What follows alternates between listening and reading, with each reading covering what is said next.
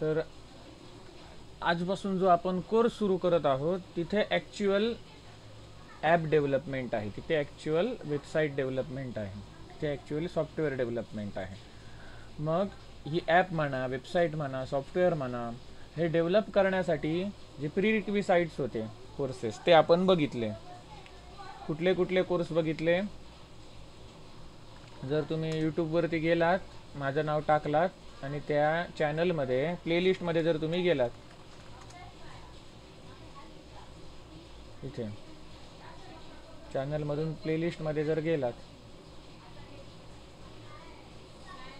तर इथे आपण 3 महत्त्वाचे प्री रिक्विसाइट्स कोर्स घेतले होते. पहिला म्हणजे SQL, दुसरा वेब डिझाईन आणि तिसरा जावा प्रोग्रामिंग. SQLमध्ये आपण डेटाबेसच्या वेगवेगळ्या क्वेरीज बघितल्या होत्या, टोटल 9 व्हिडिओज आहेत. वेब डिझाईनमध्ये HTML, CSS, जावा स्क्रिप्ट, jQuery हे आपण बघितलं.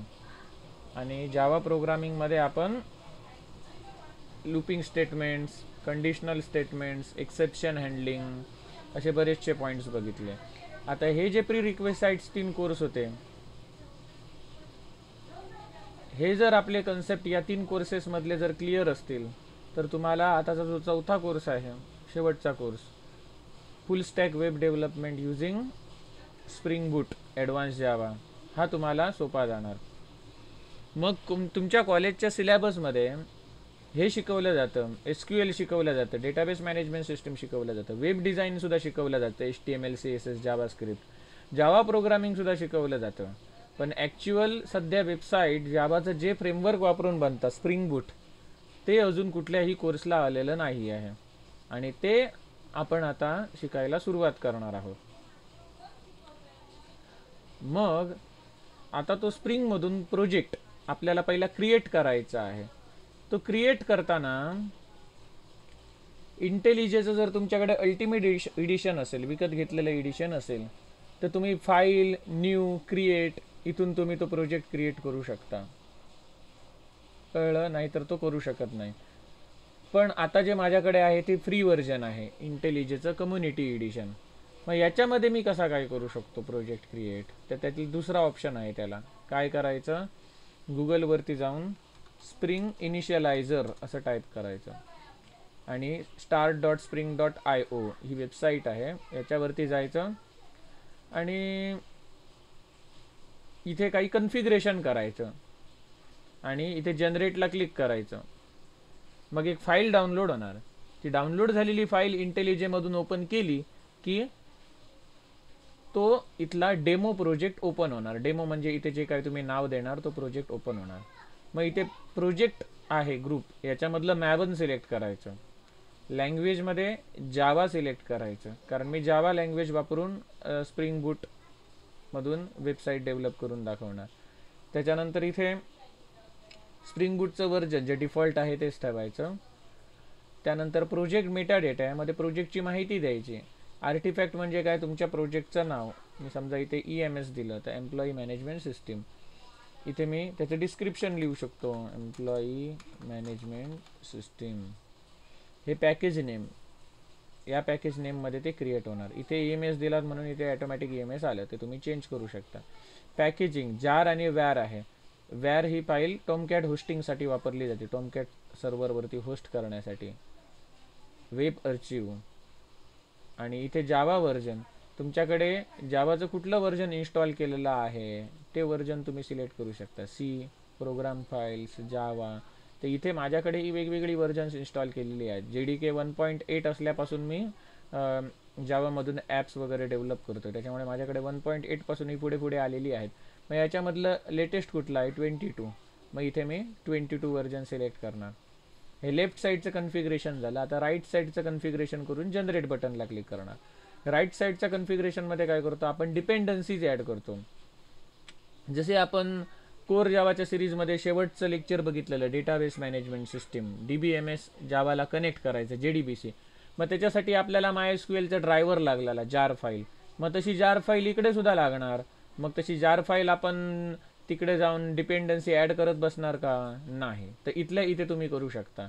इथे मी टाईप केलं MySQL ड्रायव्हर, बस झाला. तो ॲटोमॅटिक हा जो मॅवन आहे तो काय करणार, याला लागणाऱ्या ज्या डिपेंडन्सीज आहेत म्हणजे डिपेंडंट फाईल्स आहेत, जार फाईल्स, त्या ऑटोमॅटिक डाउनलोड करणार लेटेस्ट व्हर्जन त्यांचं. पर्टिक्युलर व्हर्जन नंबर पाहिजे तर ते आपण कोडिंगमधून चेंज करू शकतो. ही एक डिपेंडन्सी ॲड करायची जर डेटाबेस कनेक्टिव्हिटी करायची असेल तर. त्याच्यानंतर एक स्प्रिंग वेब ही एक डिपेंडन्सी आहे जी आपल्याला ॲड करावी लागेल. त्याच्यानंतर ही लंबक म्हणून आहे एक डिपेंडन्सी, याचा वापर काय आहे ते तुम्हाला नंतर सांगतो. त्याच्यानंतर एक रेस्ट रिपॉझिटरीज, रेस्ट एपीआय बनवण्यासाठी ही वापरली जाते. हे रेस्ट एपीआय म्हणजे काय हे सुद्धा तुम्हाला आता सांगणार पुढे. आधी प्रोजेक्ट कसा क्रिएट करायचा तो बघूया. त्याच्यानंतर एक थाइमलीफ नावाची डिपेंडन्सी आहे. ही डिपेंडन्सी काय करते, जावाचा कोड आहे तो HTML वरती डिस्प्ले करण्यासाठी, HTML पेजला डायनामिक बनवण्यासाठी या थाइमलीफ या लायब्ररीचा वापर केला जातो. त्याच्यानंतर एक JPA नावाची डिपेंडन्सी आहे, जावा पर्सिस्टन्स API. हे सुद्धा काय आहे ते आपण पुढे बघणार आहोत. हे JPA, इथे तुम्हाला हायबरनेट शब्द दिसला, हा हायबरनेट शब्द तुम्हाला नोकरी.com वरती आणि जेव्हा जावा डेव्हलपरचा जो स्किल सेट असतो, जावा डेव्हलपरसाठीचा स्किल सेट, त्याच्यात तुम्हाला हायबरनेट हा शब्द दिसणार म्हणजे दिसणार. हे एक टूल आहे, ते तुम्हाला पुढे सांगतो हे काय सगळं आहे. अशा प्रकारे या डिपेंडन्सी मी ॲड करून घेतल्या. याची एक स्प्रिंग सिक्युरिटी म्हणून सुद्धा आहे जी आता एवढ्यात आपण ती वापरणार नाही, शेवटी बघणार. तर मला ज्या डिपेंडन्सीज पाहिजे होत्या त्या मी इथे सिलेक्ट केल्या आणि आता जनरेट या बटनवरती क्लिक करतो. मग इथे त्याने एक ems.zip एक फाईल मला बनवून दिली, डाउनलोड झाली ॲटोमॅटिकली. ही माझी काय असते, प्रोजेक्ट फाईल असते. ही फाईल मी काय करणार, माझा जो काही प्रोजेक्ट आहे, ज्याच ठिकाणी मला प्रोजेक्ट बनवायचा आहे त्या ठिकाणी जाऊन ही फाईल मी पेस्ट करणार. पहिली EMS फाईल होती ती मी काढून टाकली, तुम्हाला पहिल्यापासून दाखवणार ना. मग आता डाउनलोड केलेली फाईल मी नुकती ही पेस्ट केली.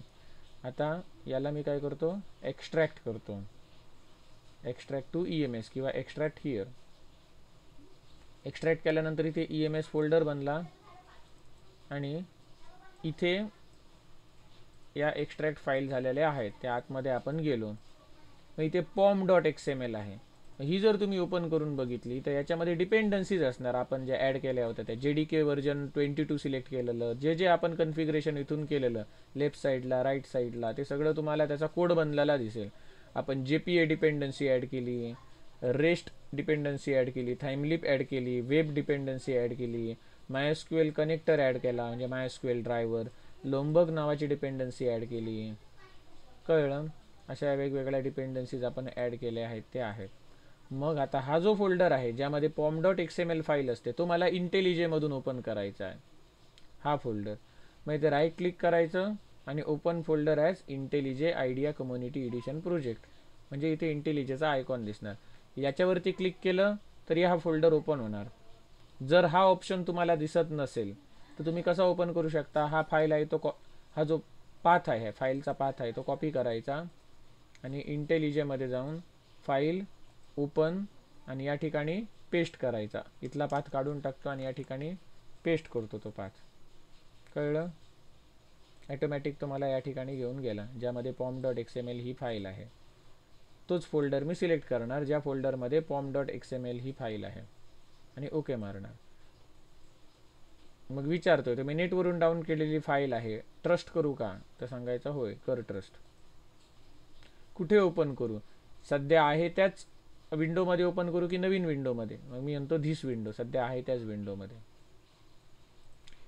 मग याचं काम आता संपलं, याचं काम संपलं.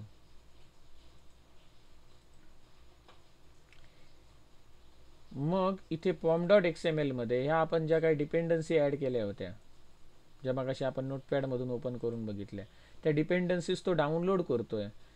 जशी MySQL साठी लागणारी जार फाईल्स असते, जार फाईल असते जी आपण परवा बघितली, ती आता हा डाउनलोड करतोय. या सगळ्यांसाठी लागणाऱ्या डिपेंडन्सी डाउनलोड करतोय. हे डाउनलोडिंग कंप्लीट झालं की हा प्रोग्रेस बार आहे तो इथून गायब होणार.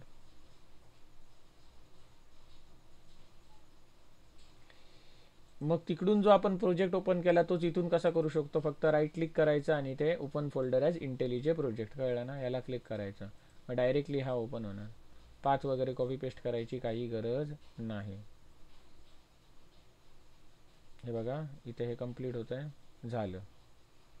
हे झालं. आपण नुसता काय केला, प्रोजेक्ट तिकडून नेटवरून डाउनलोड केला आणि इथे फक्त आपण हा ओपन केला.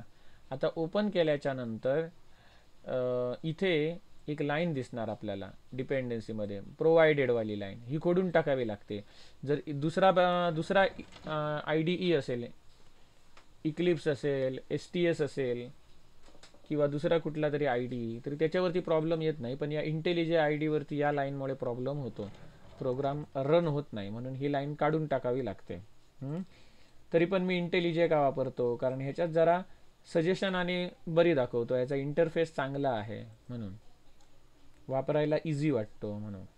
मग ही जी स्कोप नावाचा टॅग आहे आणि त्याच्यात प्रोव्हाइडेड ही व्हॅल्यू दिलेली आहे, ही लाईन डिलीट करून टाकणार. ही जर मला सापडत नसेल या कोडमध्ये तर मी काय करणार, फाइंड करणार. कशी, Ctrl+F. Ctrl+F केल्यानंतर इथे टेक्स्ट बॉक्स ओपन झाला आणि याच्यामध्ये मी प्रोव्हाइडेड शब्द सर्च करणार, कुठे आहे, इथे आहे. मग ही जी प्रोव्हाइडेडवाली लाईन आहे ती मी पहिली काढून टाकणार. काढून टाकली की हे पेज मला रिलोड करावं लागेल. एक pom.xml फाईलमध्ये तुम्ही काहीही चेंज केलात, एक अक्षर जरी चेंज केलात तरी ती रिलोड करायची फाईल. इथे रिलोडचं चिन्ह आलं बघा, इथे तरी क्लिक करायचं आणि इथे रिलोडचं चिन्ह जर नाही दिसलं तर या फाईलला राईट क्लिक करून मॅवन वरती जाऊन रिलोड करायचं. इथे क्लिक करा किंवा इथे क्लिक करा, एकच ते. जर हे चिन्ह नाही दिसलं तर तसं बघायचं राईट क्लिक करून.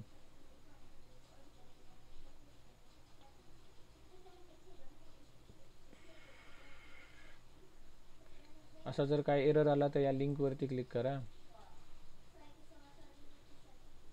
सहसा येत नाही अशा टाईपचा एरर. झालं, इथे झालेलं आहे. आता मग आपण फक्त काय केलं, प्रोजेक्ट तो डाउनलोड केला, इथून ओपन केला आणि प्रोव्हाइडेडवाली लाईन काढून टाकली, एवढंच केलेलं आहे.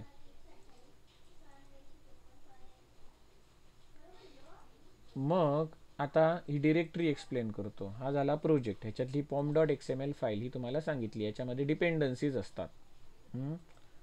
त्या डिपेंडन्सीज कशा असतात बघा, इथे डिपेंडन्सीज नावाचा टॅग आहे, तो डिपेंडन्सीज नावाचा टॅग इथे संपतो आणि याच्या आतमध्ये या वेगवेगळ्या डिपेंडन्सी ॲड केलेल्या आहेत. याच्या आतमध्ये या वेगवेगळ्या डिपेंडन्सी ॲड केलेल्या आहेत. मग आता हे जे प्रोजेक्ट स्ट्रक्चर आहे त्याच्यातला हा SRC नावाचा फोल्डर आहे, तो अत्यंत महत्त्वाचा आहे. याच्यामध्ये आपण सगळं कोडिंग करतो. SRC मधला मेन फोल्डर. मग इथे जावा आणि रिसोर्स म्हणून आहे, जावा आणि रिसोर्सेस. मग त्याच्यातला जो जावा आहे त्याच्यामध्ये बघा तुम्ही ॲप्लिकेशनला नाव EMS दिलं आहे, म्हणून काय com.example.ems. मग इथे EMS नाव दिलं आहे म्हणून इथे EMS ॲप्लिकेशन दिसतंय. जर XYZ नाव दिलं तर XYZ ॲप्लिकेशन असं दिसणार. ती ओपन केलं त्याचा हा कोड ओपन झाला. मग ही महत्त्वाची फाईल असते, ही फाईल रन केल्यानंतर अख्खा प्रोजेक्ट रन होतो, कळलं.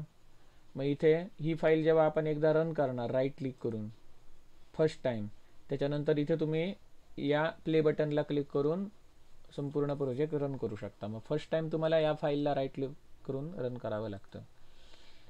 हे झालं जावा फोल्डरच्या बाबतीत. त्याच्यानंतर खाली रिसोर्सेस फोल्डर आहे. या रिसोर्सेस फोल्डरमध्ये दोन आहेत फोल्डर, स्टॅटिक टेम्पलेट आणि एक फाईल आहे application.properties.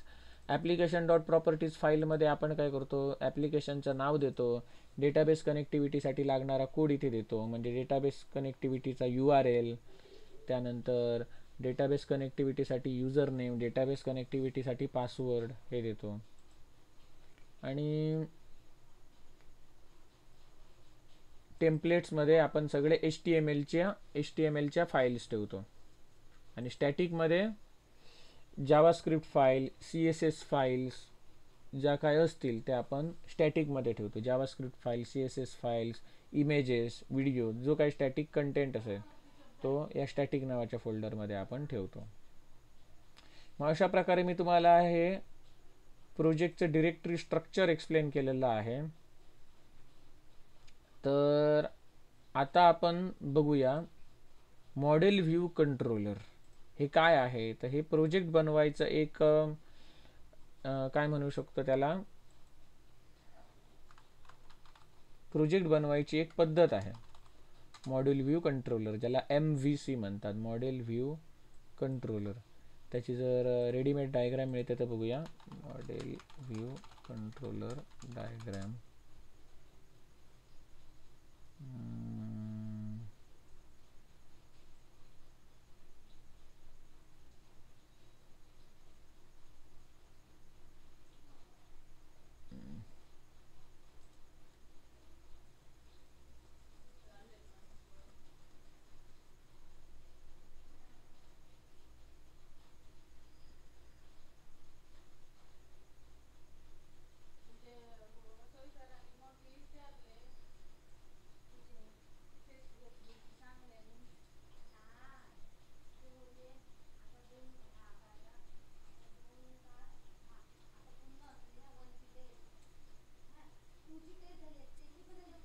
ही डायग्राम त्यातल्या त्यात मला बरोबर वाटते.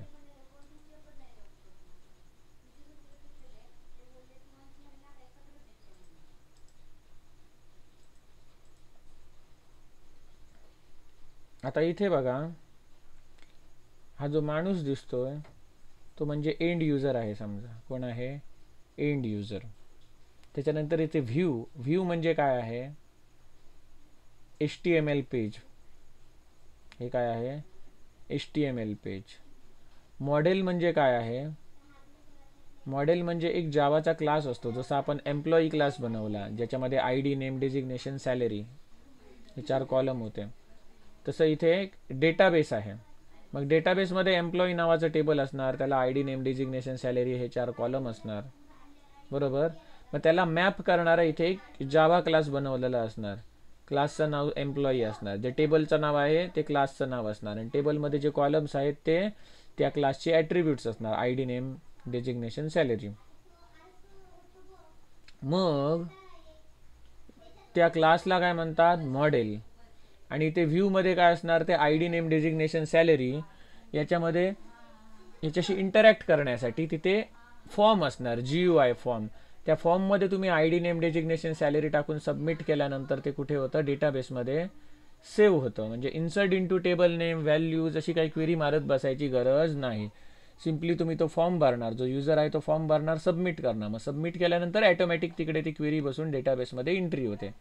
आणि डेटाबेसमध्ये ज्या झालेल्या एंट्री आहेत त्या टॅब्युलर फॉर्ममध्ये या युजरला दिसतात. कशाद्वारे, तर व्ह्यूद्वारे. मग HTML, CSS, जावास्क्रिप्ट याचा आपल्याला उपयोग कुठे होतो, इथे व्ह्यूमध्ये, व्ह्यू दाखवण्यासाठी. मॉडेलमध्ये कशाचा उपयोग होतो, जावा प्रोग्रामिंगचा. आणि कंट्रोलरमध्ये कशाचा उपयोग होतो, इथे सुद्धा जावा प्रोग्रामिंगचा. म्हणून आधी मी तुम्हाला वेब डिझायनिंग शिकवलं. काय काय शिकवलं तुम्हाला आधी, पहिला कोर्स घेतलेला डेटाबेसचा SQL, त्याच्यानंतर कोर्स घेतला वेब डिझायनिंगचा, व्ह्यूमध्ये आलं ते. वेब डिझायनिंगमध्ये काय बघितलं, HTML, CSS, जावास्क्रिप्ट वगैरे बघितलं. त्याच्यानंतर मी घेतला जावा प्रोग्रामिंगचा कोर्स, ज्याच्यामध्ये हे मॉडेल आणि कंट्रोलर पार्ट येतात. मग हे काय असतं, हा जो युजर आहे तो कंट्रोलरला सांगतो की मला अमुक अमुक आउटपुट पाहिजे. मग कंट्रोलर जातो मॉडेलद्वारे डेटाबेसमध्ये चेक करतो असं काही आहे का युजर रिक्वायरमेंट प्रमाणे. मग जर असेल किंवा नसेल, जो काही रिस्पॉन्स असेल तर तो जो रिस्पॉन्स आहे तो रिटर्न करतो परत कंट्रोलरला, आणि कंट्रोलर त्या युजरला व्ह्यूद्वारे दाखवतो. हे जर तुम्हाला समजलं नसेल तर ह्याच्यापेक्षा सिम्प्लिफाय करून सांगतो. इकडे एक हा फॉर्म आहे, समजा इकडे एक हा फॉर्म आहे, आणि या फॉर्ममध्ये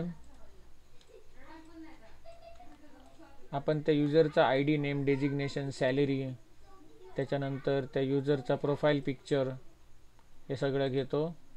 आणि इकडे 2 बटन आहेत, सेव्ह आणि कॅन्सल असं. आणि त्या बटनला आपण क्लिक करतो, आणि त्या बटनला क्लिक केल्याच्या नंतर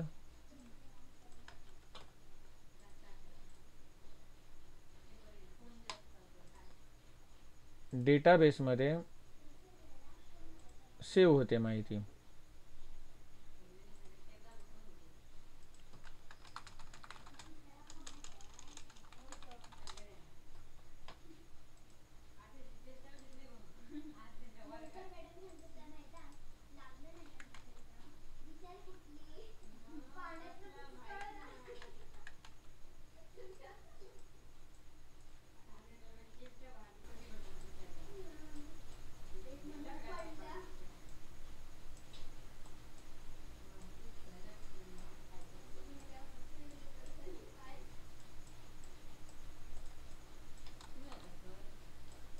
हा काय झाला डेटाबेस आणि हे काय झालं HTML पेज. याला म्हणतात व्ह्यू, याला म्हणतात डेटाबेस. या डेटाबेसमध्ये समजा एक टेबल आहे एम्प्लॉई नावाचं टेबल, आणि त्या एम्प्लॉई नावाच्या टेबलमध्ये ID, नेम, डेजिग्नेशन, सॅलरी हे कॉलम आहेत. तर तसाच आपण एक जावाचा क्लास बनवणार, त्या क्लासमध्ये ID, नेम, डेजिग्नेशन, सॅलरी हे कॉलम्स असणार. मग त्याला काय म्हणतात मॉडेल म्हणतात. काय म्हणतात मॉडेल क्लास.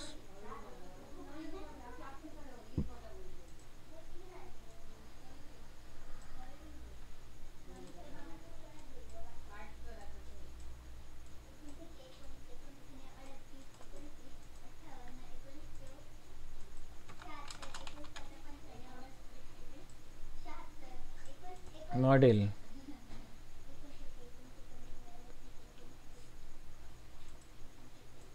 याला काय म्हणतात व्ह्यू.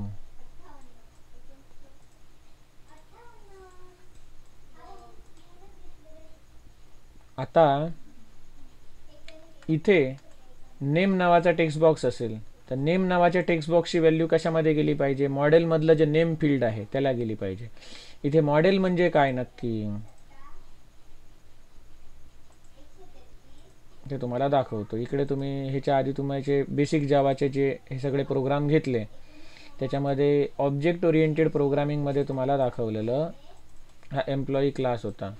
आणि इथे बघा ID, नेम, डेजिग्नेशन, सॅलरी हे त्याचे 4 ॲट्रिब्यूट्स होते, प्रॉपर्टीज होत्या, बरोबर. मग इथे एम्प्लॉई हे हा क्लास एक टेबल किंवा एंटिटी रिप्रेझेंट करतो आणि ही त्याची जी ॲट्रिब्यूट्स आहेत ते त्या टेबलचे कॉलम्स रिप्रेझेंट करतात. कळलं. मग हा जो क्लास आहे याला काय म्हणतात मॉडेल क्लास म्हणतात. काय म्हणतात मॉडेल क्लास. मग इथला जो टेक्स्ट बॉक्स असणार नेमसाठी, डेजिग्नेशनसाठी ड्रॉपडाऊन असला, सॅलरीसाठी टेक्स्ट बॉक्स असला, तर या ज्या व्हॅल्यूज आहेत त्या कुठे गेल्या पाहिजेत, तर टेक्स्ट बॉक्समधल्या नेम फील्डची व्हॅल्यू या ॲट्रिब्यूटला येऊन चिकटली पाहिजे. डेजिग्नेशन ड्रॉपडाऊनमधली व्हॅल्यू आहे ती या डेजिग्नेशन फील्डला येऊन चिकटली पाहिजे. त्याच्यानंतर सॅलरी टेक्स्ट बॉक्समधली व्हॅल्यू इथे जे हे सॅलरी फील्ड आहे त्याला येऊन चिकटली पाहिजे. मग इथला टेक्स्ट बॉक्स म्हणजे इथलं इनपुट फील्ड आणि या मॉडेलमधलं, मॉडेल म्हणजेच काय हवाला कोड, आणि ह्याच्यातलं ॲट्रिब्यूट, मॉडेलमधलं ॲट्रिब्यूट यांना जोडायचं काम जो करतो त्याला काय म्हणतात कंट्रोलर म्हणतात. काय म्हणतात कंट्रोलर.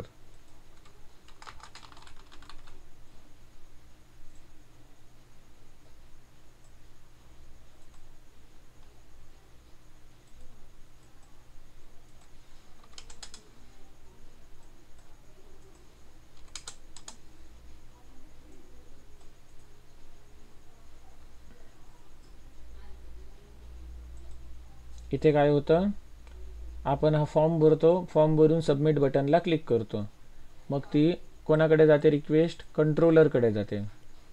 मग कंट्रोलर काय करतो त्या टेक्स्ट बॉक्सच्या व्हॅल्यू आहेत त्या मॉडेलमधल्या पर्टिक्युलर ॲट्रिब्यूट्सला मॅप करून टाकतो. मॅप करून टाकतो म्हणजे यांच्यामध्ये त्या व्हॅल्यू सगळ्या चिकटवून टाकतो, जोडून टाकतो या ॲट्रिब्यूट्सना. हे जोडून टाकल्यानंतर हा क्लास टेबल रिप्रेझेंट करतो आणि ही त्याची 4 ॲट्रिब्यूट्स आहेत ते त्याचे 4 कॉलम्स रिप्रेझेंट करतात. मग हा डेटा इकडे डेटाबेसला पाठवला जातो आणि त्यानंतर हा डेटाबेस काय करतो त्याचा काहीतरी रिस्पॉन्स असणार, तो रिस्पॉन्स देतो.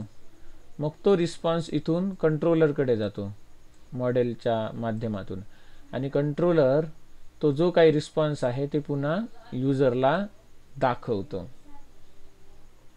कळलं. अशा प्रकारे हा प्रवास आहे.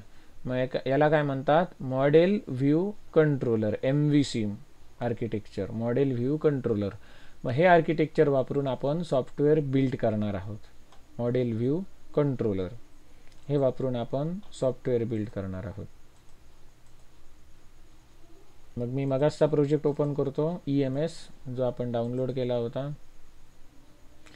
आणि व्यवस्थित दिसण्यासाठी काही जणांनी रिक्वेस्ट केली होती की ब्लॅक स्क्रीन असेल, डार्क स्क्रीन असेल तर दिसत नाही मोबाईलवरती व्यवस्थित, म्हणून ही स्क्रीन आहे ती लाईट करतो आणि जरा फॉन्टची साईज वाढवतो.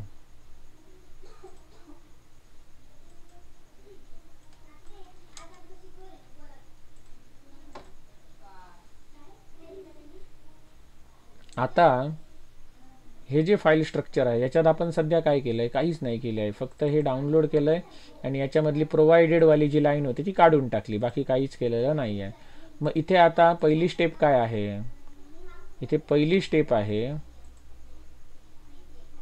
की मेनमध्ये जावा आणि रिसोर्सेस हे फोल्डर आहे, त्याच्यात एक मी HTML फाईल बनवतो टेम्पलेटमध्ये जाऊन. त्या फाईलला नाव देतो मी index.html ऑटोमॅटिक लागणार. आणि याच्यामध्ये मी काहीतरी लिहितो, इथे टायटलच्या ठिकाणी काय लिहितो, EMS लिहितो. त्याच्यानंतर इथे एक H1 टॅग टाकतो, एम्प्लॉई मॅनेजमेंट सिस्टीम, याला अलाइन सेंटर करतो.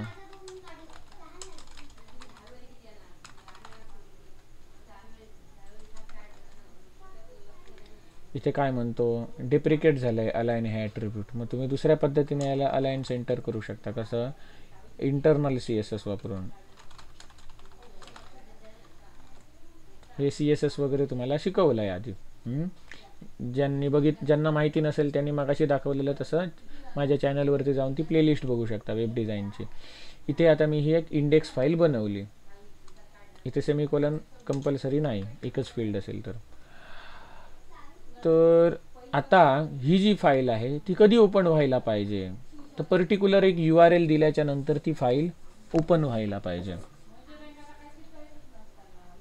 मग त्याच्यासाठीचा जो कोड आहे तो मला इथे जावामध्ये करावा लागेल. मग हे जे पॅकेज आहे com.example. तुम्ही दिलेलं प्रोजेक्टचं नाव, या पॅकेजला क्लिक करायचं, मग राईट क्लिक करायचं, न्यू, आणि इथे काही सब पॅकेजेस बनवतो मी.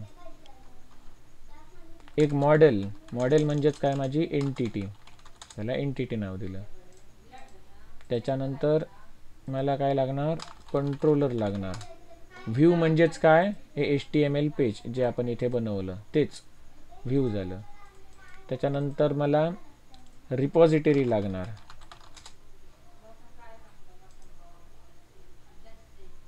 आता ही रिपॉझिटरी म्हणजे काय असतं, तर याच्यामध्ये भरपूर काही आपल्याला उपयोगी पडणारी फंक्शन्स असतात. एखादा एम्प्लॉई ॲड करायचा असेल, अपडेट करायचा असेल, डिलीट करायचा असेल तर त्याच्या रिलेटेड इथे याच्यामध्ये फंक्शन्स असणार जी आपण कंट्रोलरमध्ये वापरणार आहोत. मग अशा प्रकारे मी इथे हे फोल्डर बनवून घेतले, डिरेक्टरी बनवून घेतली. कशामध्ये, com.example. तुम्ही दिलेलं प्रोजेक्टचं नाव, म्हणजे हे EMS ॲप्लिकेशन वगैरे आहे जी मेन फाईल, त्याच फोल्डरमध्ये, ज्या फोल्डरमध्ये आहे त्याच फोल्डरमध्ये ही 3 पॅकेजेस मी इथे बनवून घेतली. आता त्याच्यामध्ये हे पहिलं आहे एंटिटी. मग इथे एंटिटी पॅकेजमध्ये एक जावा क्लास बनवतो, एम्प्लॉई, आणि याच्यामध्ये मी काही फील्ड लिहितो, लॉंग ID, एम्प्लॉईचा ID, एम्प्लॉईचं नेम. त्याच्यानंतर डेजिग्नेशन घेऊया. डेजिग्नेशन डायरेक्टली घेण्याऐवजी आपण डेजिग्नेशनचा ID घेऊया, इंटिजर ID डेजिग्नेशन. त्याच्यानंतर सॅलरी घेऊया. झालं, ही 4 फील्ड मी घेतली. आता यांच्यासाठी गेटर सेटर मेथड्स मी बनवणार.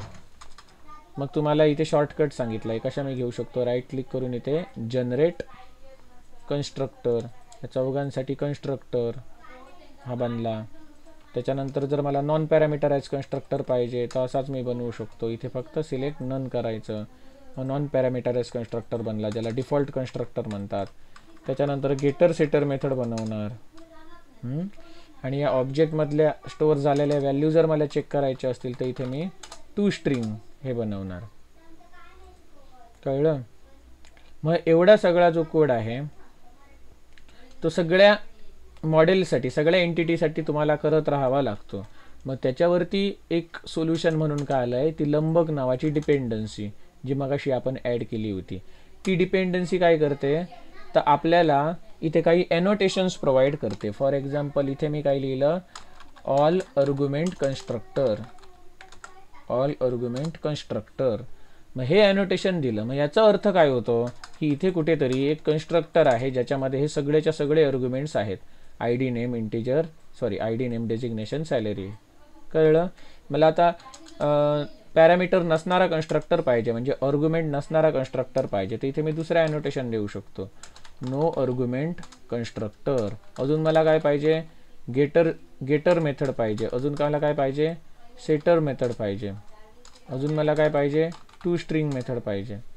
मग एवढे जरी मी एनोटेशन दिली तरी ते सगळं मगाशी जो आपण कोड क्रिएट केला होता खाली जनरेट करून, तो आहे असं कन्सिडर केलं जातं. या ठिकाणी आहे पण दिसत नाही. ही कमाल आपल्याला कोण करून देतं, हे एनोटेशन्स आहेत ते. एवढं कळलं. म्हणजे तेवढा कोड आपल्याला लिहायची गरज नाही. ऑल आर्ग्युमेंट कन्स्ट्रक्टर हे काय रिप्रेझेंट करतं की याच्या खाली हे सगळे चारही आर्ग्युमेंट असणारा एक कन्स्ट्रक्टर आहे, हे रिप्रेझेंट करतं. त्याच्यानंतर नो आर्ग्युमेंट कन्स्ट्रक्टर काय रिप्रेझेंट करतं, डिफॉल्ट कन्स्ट्रक्टर आहे. डिफॉल्ट कन्स्ट्रक्टर म्हणजे नॉन पॅरामीटराइज कन्स्ट्रक्टर. त्यानंतर गेटर अँड सेटर एनोटेशन्स आहेत, ते काय रिप्रेझेंट करतात, त्या चारही ॲट्रिब्यूटसाठी खाली गेटर सेटर मेथड्स आहेत. त्याच्यानंतर टू स्ट्रिंग आहे, ते काय रिप्रेझेंट करतं, तर इथे टू स्ट्रिंग नावाची मेथड वापरली गेली आहे. कळलं ना. मग एवढं सगळं करायची गरज नाही जर इथे वरती एनोटेशन्स असतील तर, ही एनोटेशन्स असतील तर. मग स्प्रिंग आपल्याला अशी मदत करते. त्याच्यामुळे आपला बराच जो कोड आहे तो कमी होतो, आपला टाईम वाचतो. अशी स्प्रिंगमध्ये भरपूर एनोटेशन्स दिलेली आहेत. फॉर एक्झाम्पल जे सगळ्यात जास्त वापरलं जाणारं एनोटेशन म्हणजे एंटिटी. मग ही जी एनोटेशन्स आहेत त्यांना एक पर्टिक्युलर सिक्वेन्स पाहिजे असं काही नाही आहे, कुठेही तुम्ही लिहू शकता, कसाही सिक्वेन्स देऊ शकता. मग इथे मी काय दिलं, एंटिटी नावाचं एनोटेशन दिलं. मग हे जे एंटिटी नावाचं एनोटेशन आहे ते काय करणार, डेटाबेसमध्ये एम्प्लॉई नावाची एंटिटी बनवणार. एंटिटी म्हणजेच एम्प्लॉई नावाचं एक टेबल बनवणार आणि त्याला आय डी नेम डेजिग्नेशन आणि सॅलरी हे 4 कॉलम असणार. इथे जशी नावं दिली आहेत त्या पद्धतीचे 4 कॉलम असणार आणि त्यांचे हे डेटा टाईप असणार. कळलं. अशा ॲटोमॅटिक टेबल क्रिएट करणार. आपल्याला क्रिएट टेबल नेम अशी क्वेरी वगैरे काही लिहित बसायची गरज नाही. हे स्प्रिंग ॲटोमॅटिक आपल्याला करून देतो. कळलं.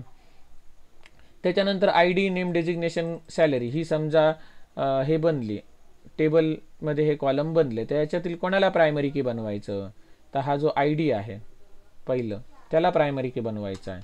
तर याला मी एनोटेशन काय लावणार, @id. मग ॲटोमॅटिक काय करणार, तो डेटाबेसमध्ये याला प्रायमरी की बनवणार. कळलं. आणि हा जो आय डी आहे तो मला मॅन्युअली टाईप करायचा नसेल, ऑटो जनरेट होणारा पाहिजे असेल, तर मी इथे काय करणार, जनरेटेड व्हॅल्यू नावाचं ॲनोटेशन आहे, त्याला strategy is equal to auto हे पास करणार. ऑटो टाईप केल्यानंतर इथे सजेशन आलं बघा, जनरेशन टाईप डॉट ऑटो. अशी लगेच सजेशन इंटेलिजे आय डी यावरती येतात. बाकीच्या आय डीवरती एवढी लगेच येताना तरी मला जाणवली नाही, म्हणून मी हा वापरतो. आणि याचा लुकसुद्धा चांगला आहे, इंटरफेससुद्धा चांगला आहे. फॉन्टचा कलर वगैरे चांगला आहे कीवर्डनुसार. तर एवढं मी केलं तर तो काय करणार, एक एम्प्लॉई नावाच्या डेटाबेसमध्ये टेबल क्रिएट करणार, ज्याला हे 4 कॉलम असणार. त्याच्यातल्या या आय डी नावाच्या कॉलमला तो प्रायमरी की बनवणार आणि त्याची व्हॅल्यू आहे ती ऑटो इन्क्रिमेंट करून ठेवणार. म्हणजे त्या ठिकाणी जर मी काही व्हॅल्यू नाही ॲड केली तर ॲटोमॅटिकली तिथे पुढची व्हॅल्यू येणार इन्क्रिमेंट होऊन. कळलं. हे ऑटो इन्क्रिमेंट वगैरे आपण SQLच्या सिरीजमध्ये बघितलेलं आहे, जी पहिलीच सिरीज घेतली होती त्यामध्ये. मगाशी दाखवलेल्या प्लेलिस्टमध्ये जाऊन, माझ्या चॅनलवरती जाऊन तुम्ही ते बघू शकता. मग इथे आपण ही एंटिटी बनवली. याच्यानंतरचा पार्ट येतो तो म्हणजे रिपॉझिटरी. हे जे रिपॉझिटरी नावाचं पॅकेज आहे त्याच्यामध्ये राईट क्लिक करून न्यू करून मी एक इंटरफेस बनवतो. इथे जावा क्लास म्हणूनच सिलेक्ट केलं, त्या इंटरफेसला नाव देणार आणि इथे क्लासच्या ऐवजी इंटरफेस सिलेक्ट करणार. मग इथे त्याने एक इंटरफेस बनवला. मग एक JPA रिपॉझिटरी नावाचा एक इंटरफेस आहे, त्याच्यामध्ये डेटाबेसमध्ये रेकॉर्ड ॲड करण्यासाठी, अपडेट करण्यासाठी, डिलीट करण्यासाठी, सिलेक्ट करण्यासाठी वेगवेगळ्या मेथड्स आहेत. मग त्या मेथड्स, त्या प्रॉपर्टीज मला या इंटरफेसला घेऊन यायच्या आहेत.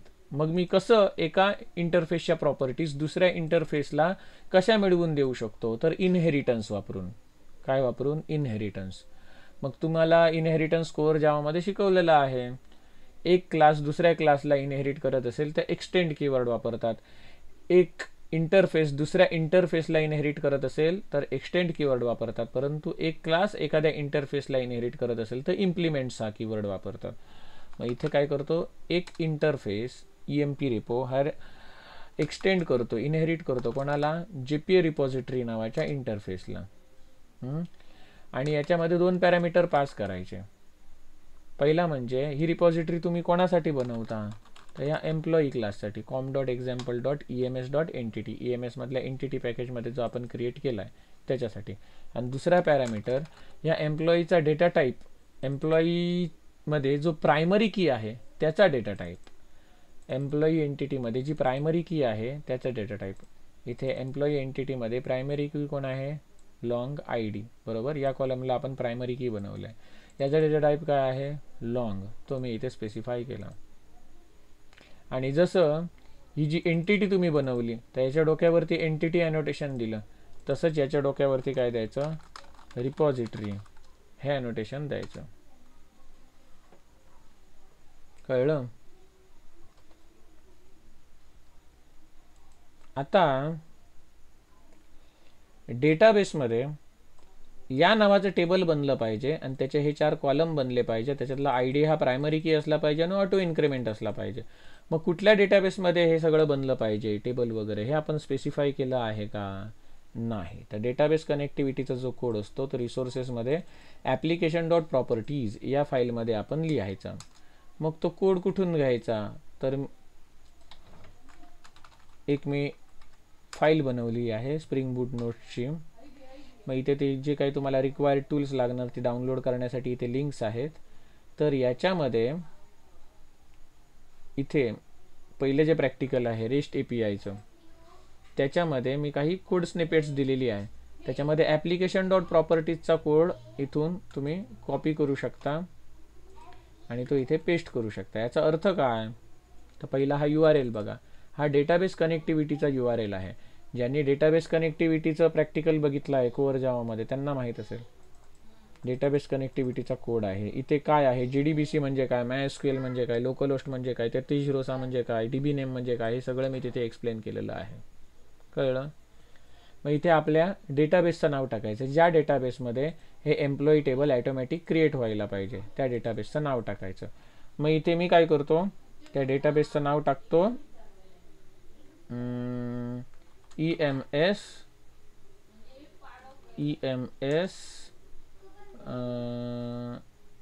किंवा त्या डेटाबेसचं नाव असं टाकतो बॅच 24. बॅच 24 म्हणजे काय? बॅच 2024 समजा तुमची बॅच. आणि इथे पुढे बघा काय लिहिले? Question mark create database if not exist is equal to true. हे जर आपण पास केलं क्वेश्चन मार्क पासून एवढा वाला पार्ट, हा जर याच्या पुढे हे केला, जोडला, तर याचा अर्थ काय होतो? जर बॅच 24 नावाचा MySQL मध्ये डेटाबेस नसेल तर तो ऑटोमॅटिक क्रिएट करणार असं. त्याच्यानंतर इथे युजर नेम रूट आहे, जे बाय डिफॉल्ट इन्स्टॉल करतो MySQL तेव्हा रूट असतं. आणि इथे पासवर्ड मी जेव्हा हे MySQL या मशीनवरती या कम्प्युटरवरती इन्स्टॉल केलं तेव्हा पासवर्ड मॅनेजर टाकलेला, तो मॅनेजर पासवर्ड मी इथे दिला. कळलं? हा काय झाला? डेटाबेस कनेक्टिव्हिटीचा कोड. मग एवढं करून मी हा प्रोजेक्ट रन करतो. पण रन करण्यापूर्वी आधी मी तुम्हाला दाखवतो की डेटाबेसमध्ये अशा नावाचा काही डेटाबेस नाही आहे ज्याच्यामध्ये एम्प्लॉई वगैरे टेबल नाही आहे. नाही तर मी चिटिंग केली असं तुम्ही म्हणाल. मग स्प्रिंग ऑटोमॅटिक कशी जादू करतो, टेबल क्रिएट करतो, कॉलम क्रिएट करतो त्या एंटिटी क्लासवरून, हे तुम्हाला दाखवायचं आहे. इथे बघा, इथे कुठेच बॅच 24 नावाचा डेटाबेस नाही आहे. बॅच 24 नावाचा डेटाबेस नाही आहे. रिफ्रेश करतो, दिसतोय कुठे? नाही. मग आता मी हा प्रोजेक्ट रन करणार. फर्स्ट टाइम जेव्हा रन करतो तेव्हा इथे हा जो आहे तुम्ही प्रोजेक्टला नाव दिलंय काय? EMS म्हणून EMS ॲप्लिकेशन. ही जी फाईल आहे ती फर्स्ट टाइम राईट क्लिक करून रन करायची. मग इथे जे प्ले बटन डिसेबल्ड झालेलं आहे ना ते इनेबल्ड होणार आणि मग नेक्स्ट टाइम तुम्ही या प्ले बटनला क्लिक करून प्रोजेक्ट पुन्हा रन करू शकता. मग याला मी राईट क्लिक करतो आणि इथे रन करतो. हे फक्त फर्स्ट टाइम करावं लागतं असे. मग इथे काय करतोय, तो प्रोजेक्ट बिल्ड करतोय. मग आता ही काही अक्षरं तुम्हाला वरती वरती जाताना दिसत आहेत. म्हणजे काय, टॉमकॅट सर्व्हर स्टार्टअप होतोय आणि तो व्यवस्थित स्टार्ट झाला की ही अक्षरं वर जायची थांबणार. बघा आता ही अक्षरं वर जायची थांबली. म्हणजे काय, टॉमकॅट सर्व्हर तुमचा रन झालेला आहे. टॉमकॅट सर्व्हर रन झाला. मग इथे मी बघा एम्प्लॉई नावाचा क्लास, त्याच्यामध्ये ही 4 ॲट्रिब्यूट्स लक्षात ठेवा. तसंच आता मी आता इकडे पेज रिफ्रेश करतो. रिफ्रेश केल्यानंतर इकडे बॅच 24 नावाचा डेटाबेस बनला आहे ॲटोमॅटिक, मग अशी नव्हता. आणि याच्यामध्ये टेबल्समध्ये एक एम्प्लॉई नावाचं टेबल बनलेलं आहे बघा. आणि या एम्प्लॉई नावाच्या टेबलमध्ये जर जाऊन बघितलं तर इथे 4 कॉलम बनले आहेत, आय डी डिजिग्नेशन, नेम आणि सॅलरी. हे ॲटोमॅटिक कसे बनले? आपण क्रिएट टेबल नेम असं काही क्वेरी मारली का? नाही, हे स्प्रिंगने ॲटोमॅटिक बनवले. हे बघून मग @एंटिटीने काय बनवलं, तर एम्प्लॉई नावाचा एक डेटाबेस बनवला ॲटोमॅटिक. त्याच्यामध्ये हे 4 कॉलम बनवले. मग आता तुम्हाला मगाशी मी सांगितलं की हा पहिला जो ॲट्रिब्यूट आहे त्याला तो प्रायमरी की देणार, प्रायमरी की लावणार जी ऑटो जनरेटेड असणार, बरोबर.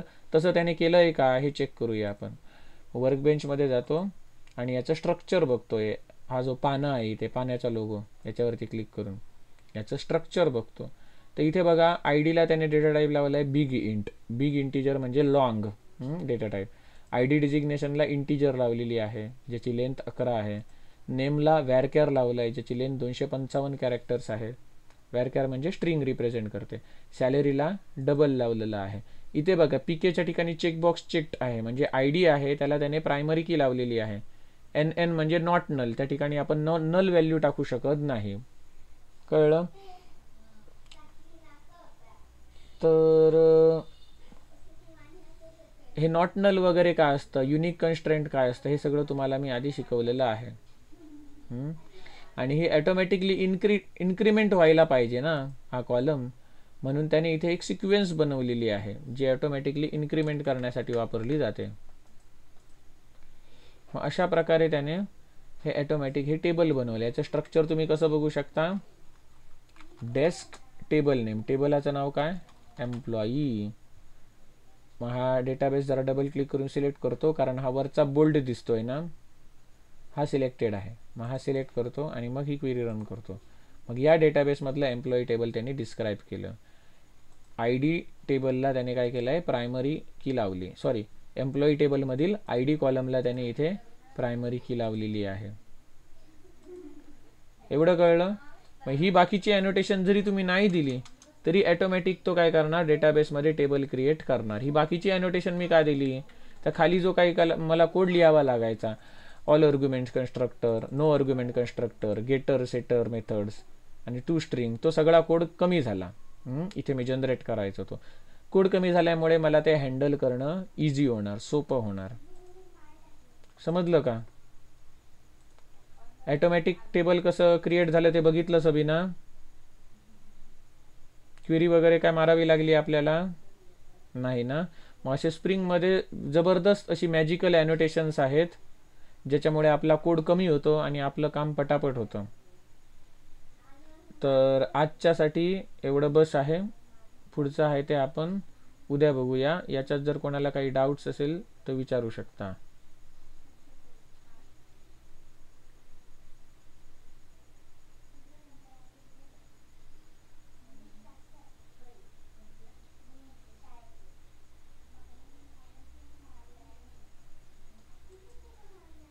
आयशा काही डाऊट आहे?